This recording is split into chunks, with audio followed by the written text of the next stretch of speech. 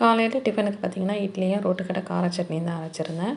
இதோட உருளைக்கிழங்கு, பட்டாணி இதெல்லாம் வந்து குக்கரில சேர்த்து வேக வச்சுருக்கேன். இது வந்து நைட்டு டின்னருக்கு இப்பயே சைட் டிஷ் ரெடி பண்ணி மதியானமே வச்சிடலாம் அப்படின்னு சொல்லிட்டு, மதியம் லஞ்ச் வந்து சிம்பிளா தான் பண்ண போறேன். அதுக்கு ஒயிட் ரைஸ் வச்சுருக்கேன். அதோட உளுந்து துவையலுக்கு ரெடி பண்ணிகிட்ருக்கேன்.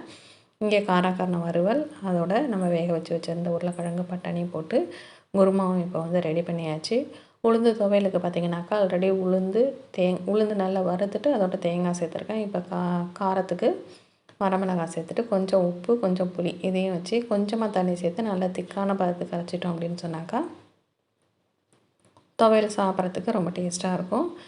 இந்த புளி சாதம் அதான் லஞ்ச் வந்து புளி சாதம் தான், உங்கள்ட்ட சொல்லலை.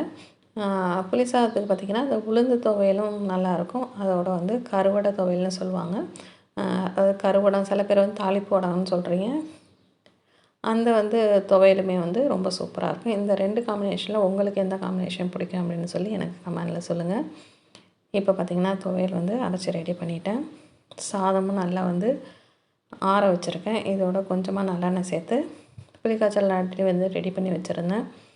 அதையே போட்டு நல்லா மிக்ஸ் பண்ணிட்டோம் அப்படின்னு சொன்னாக்கா, நமக்கு சூப்பராக வந்து புளி சாதமும் இன்றைக்கி லஞ்சுக்கு வந்து ரெடி ஆகிடுச்சு.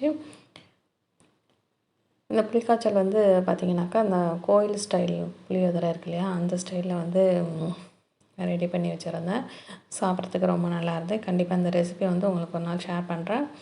இப்போ புளி சாதமும் நல்லா கிளறி ரெடி பண்ணியாச்சு. எப்போவுமே அந்த புளி சாதம், மாங்காய், இந்த புளி இதெல்லாம் பார்த்தாக்கா எப்படியும் கொஞ்சம் டேஸ்ட் பண்ணி பார்க்கணுமே அப்படிங்கிற ஒரு டெம்ப்டிங் இருக்கும்.